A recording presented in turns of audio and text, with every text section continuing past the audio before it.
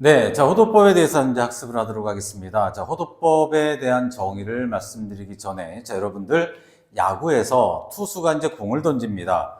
이 투수가 공을 직구로 던졌을 때의 빠르기가 160이라고 한번 가정을 해보도록 할게요.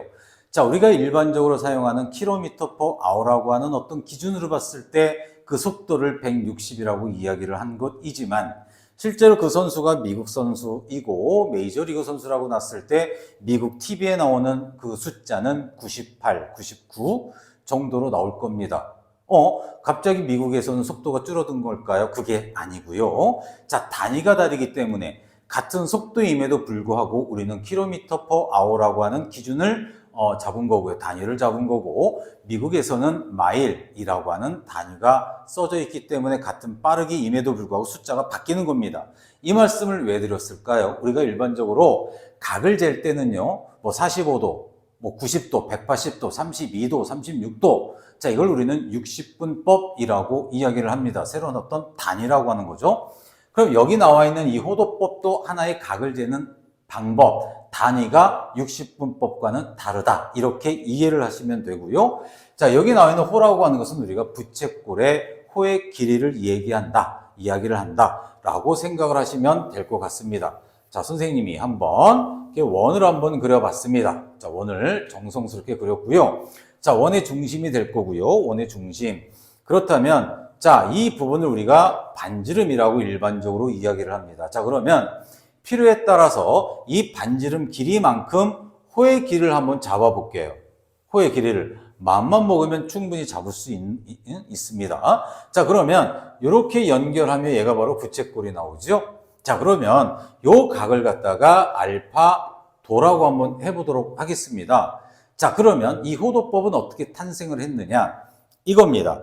이 호의 길이를 두 배로 늘리게 되면 중심각도 2배가 된다. 이 얘기거든요. 자, 호의 길이를 3배로 늘렸어. 그럼 중심각도 3배가 된다. 좀 더 수학적으로 이야기를 한다면 정비례한다 라고 표현을 할 수가 있습니다. 자, 그렇기 때문에 R이라고 하는 원에서의 반지름, 원주의 길이 2파이 R은 예를 들어서 자, 이 중심각 알파도 자, 360도. 자, 원의 전체 삥 둘러가는 이 각이 360도이잖아요.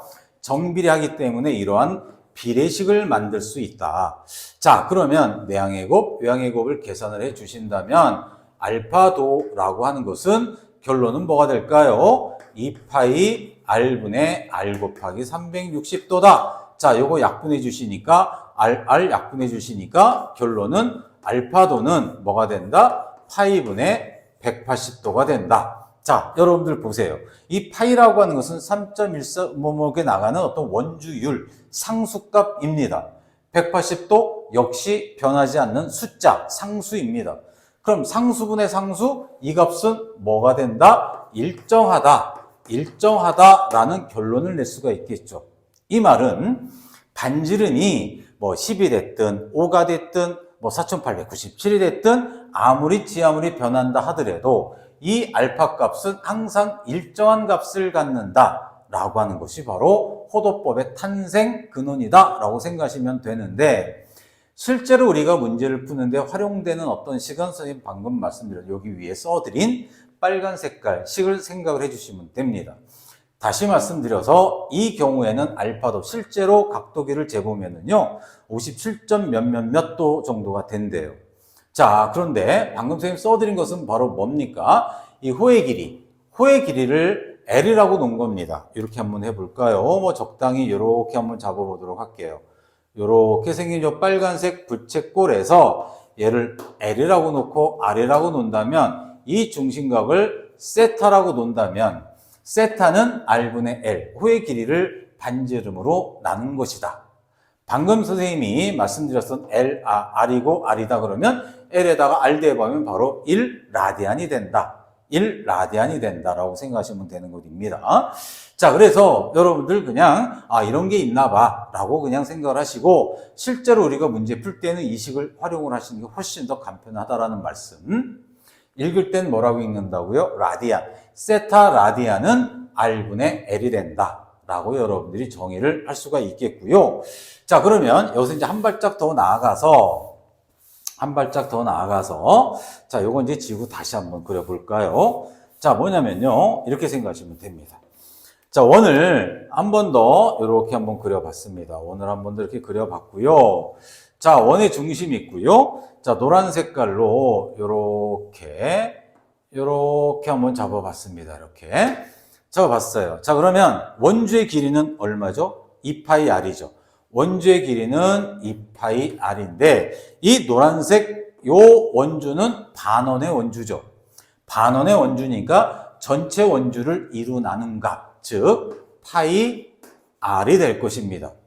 맞죠? 자, 그러면 얘는 반지름이 될 거고요. 잠깐만요. 그러면 요 L에다가 파이 R을 대입을 하면은요. 맞죠? 그러면 결론은 어떻게 될까요? R하고 약분돼서 바로 파이가 되겠는데, 그러면 얘는 바로 몇 라디안? 파이 라디안이 된다. 파이 라디안이 되는데, 우리가 이미 알고 있는 것처럼 이 각은 각도기로 지금 평각 180도가 된다는 사실을 여러분들이 알고 있습니다. 그래서 파이가 180도래. 왜? 몰라. 이렇게 암기했었던 친구들은 그 이유를 지금부터 좀 이렇게 정확하게 파악을 좀 해주시면 좋을 것 같고요.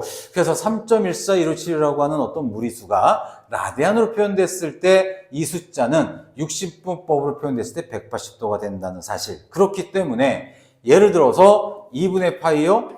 2분의 파이 라디안은 몇 도가 되는 거죠? 당연히 90도가 되는 것이죠. 그래요? 그럼 만약에 30도는 뭘까요? 30도는 얘를 6으로 나누면 30도가 되는 거 맞죠? 그럼 이 녀석을 6으로 나누니까 6분의 파이 라디안이다. 근데 일반적으로 이 라디안은 생략을 해서 쓰기도 합니다. 그러면 2파이는 360도. 자, 45도는 뭡니까? 얘를 4로 나누면 45도죠? 그럼 4분의 파이.